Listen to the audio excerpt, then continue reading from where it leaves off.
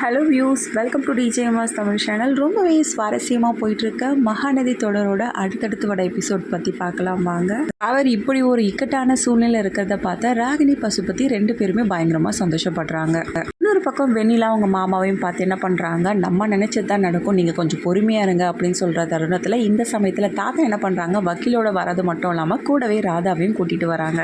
இதை பார்த்த ராகினிக்கு ஒன்றுமே புரியல, என்ன அத்தை வராங்களே அப்படின்னு சொல்லிட்டு பேச பசுபதிக்கும் பயங்கர டென்ஷன் ஆகுது. என்னம்மா இவங்க வராங்க அப்படின்ற மாதிரி டென்ஷன் ஆறாரு. அதுக்கப்புறமா ராதா உள்ளே போனதும் என்ன பண்ணுறாங்க, நடந்த விஷயத்தை பற்றி பேசுகிறாங்க. அன்பரசுக்கு பயங்கரமாக கோவம் வருது. எதுக்காக நீங்கள் வந்திருக்க அப்படின்னு சொல்லிட்டு, எதுக்காக அணியாமல் விஜய் மேலே இப்படி ஒரு பழைய தூக்கி போட்டிருக்கீங்க, நான் வராமல் வேறு யார் விஜயை காப்பாற்றுவாங்க அப்படின்னு சொல்கிறாங்க. ரொம்பவே எமோஷ்னலான ஒரு மூமெண்ட்டாக இருக்குது விஜய்க்கு. பார், அவன் என்னென்ன பண்ணியிருக்கான்னு சொல்லிட்டு உனக்கே எல்லாமே தெரியும். அப்படி இருக்கும்போது எதுக்காக உன் புள்ளன்னு சொல்லிட்டு இருக்க, இப்போ எதுக்காக அவனை காப்பாற்ற வந்திருக்க அப்படின்ற மாதிரி பேசுகிறாரு. பாருங்க, அவனை நான் தான் வளர்த்துருக்கேன், அவன் எந்த தப்புமே பண்ணல, தேவையில்லாமல் அவன் மேலே பழிய தூக்கி போடாதீங்க. இதுக்கப்புறமா அவன் மேலே உள்ள கம்ப்ளைண்ட்டை நீங்கள் வாபஸ் வாங்குறீங்களா இல்லையா அப்படின்னு சொல்லிட்டு கேட்குறாங்க. ஏன் என்ன பண்ண போகிற அப்படின்னு சொல்லிட்டு அன்பரசை கேட்க, நீங்கள் மட்டும் இப்போ கம்ப்ளைண்ட்டை வாபஸை வாங்கலைன்னா கண்டிப்பாக நான் என்னையே மாற்றிப்பேங்க அப்படின்ற மாதிரி பேசுகிறாங்க. இதை கேட்டு அன்பரசு அதிர்ச்சியாகிறாங்க. இது எல்லாத்தையும் பார்த்துட்டு இருந்த ராகினி பசுபதிக்கு ஒன்றுமே புரியல. இன்னும் இது அந்த அன்பரசு பின்வாங்கிடுவான் போலையே அப்படின்னு சொல்லிட்டு பசுபதியும் ஏதேதோ சூழ்ச்சி பண்ணி பேச ஆரம்பிக்கிறாங்க. ஆனால் அது எதுவுமே ஒத்து வரல. தனக்கு தன்னோட மனைவி தான் முக்கியம் அப்படின்னு சொல்லிட்டு அன்பரசு தன்னோட கம்ப்ளைண்ட்டை வாபஸ் வாங்குறாங்க. ரொம்பவே நெகிழ்ச்சியான ஒரு தருணமாக அமைஞ்சிருக்கு விஜய்க்கு. அப்படியே ஆனந்த கண்ணீரோட அவங்க சித்தியை பார்த்து அழ ஆரம்பிக்கிறாங்க.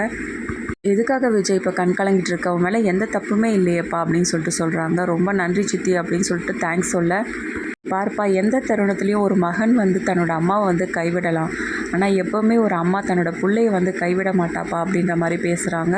விஜய் வெளியில் வந்துட்டாங்களே அப்படின்னு சொல்லிட்டு என்ன பண்ணுறாங்க, பயங்கரமாக எரிச்சடைகிறாங்க. காவேரியை பார்த்து என்ன பண்ணுறாங்க, அழுதுகிட்டே அவங்க தோளில் போய் சாஞ்சிக்கிறாங்க. இந்த சமயத்தில் வெண்ணிலாவை பார்த்த ராதாவுக்கு ஒன்று தோணுது, நீ உண்மையாலுமே விஜய் காதலிச்சு தான் திருமணம் பண்ண நினச்சியா? ஏன் ஆண்டி அப்படி கேட்குறீங்க? இல்லை, இந்த அளவுக்கு நீ காதலிச்சிருந்தா விஜயை இப்படி ஒரு இக்கட்டான சூழ்நிலை நிறுத்திருக்க மாட்டேன் அப்படின்னு சொல்லிட்டு சொல்கிறாங்க. இதுவே வெண்ணிலாவுக்கு பயங்கர சூடு கொடுத்த மாதிரி இருந்துச்சு. சரி வாமா நம்ம வீட்டுக்கு போகலாம் அப்படின்னு சொல்லிட்டு காவேரியும் கூப்பிட, இல்லை தாத்தா, கண்டிப்பாக ஒரு நாள் வருவேன் நான், அது கூடிய சீக்கிரமே நடக்கும் அப்படின்ற மாதிரி சொல்லிட்டு என்ன பண்ணுறாங்க, கிளம்புறாங்க. வீட்டில் போன காவேரியை பார்த்தா வீட்டில் உள்ளவங்க எல்லாம் பயங்கரமாக டென்ஷனாக கோவமாக பார்க்குறாங்க. எதுக்காக இவ்வளோ நேரம் ஆச்சு அப்படின்ற மாதிரி கேட்குறாங்க. விஜயை போலீஸ் ஸ்டேஷனில் போய் பார்த்த விஷயம் சாரதா அவங்களுக்கு தெரிய வர்றது மட்டும் இல்லாமல் காவேரியை பார்த்து கேள்வி மேலே கேள்வி கேட்க, அவர் மேலே எந்த தப்புமே இல்லைம்மா, இந்த சமயத்துலேயும் நான் அவர் பக்கத்தில் போய் நிற்கலைன்னா கண்டிப்பாக நல்லா இருக்காது அப்படின்ற மாதிரி பேசுகிறாங்க. ஏண்டி, நீ தான் எல்லாத்தையும் விட்டு விலகி வந்துட்டேன்னு தான் நீ சொல்கிற, அப்புறம் எதுக்காகடி இப்படி ஒரு காரியத்தை பண்ண அப்படின்னு சொல்லிட்டு கேட்க, இதுக்கு மேலேயும் பொறுமையாக இருந்தால் நல்லா இருக்காது அப்படின்னு சொல்லிட்டு தான் மனசில் என்ன நினச்சனோ, இது வரைக்கும் என்ன நடந்ததோ எல்லாத்தையும் சாரதா முன்னாடி கொட்டி தீக்கிறாங்க காவேரி. எல்லாத்தையுமே கேட்ட சாரதாவுக்கு பயங்கர அதிர்ச்சியாகவே இருக்குது. தருணத்தில் காவேரி தான் கர்ப்பமாக இருக்கா அப்படின்றத விஷயத்த வீட்டில் உள்ளவங்க கிட்ட போட்டு உடைக்கிறாங்களா, இதன் மூலிமா அவங்க வாயெல்லாரையும் மூட வைக்கிறாங்களா, இது எல்லாமே தெரிஞ்சுக்கலாம்.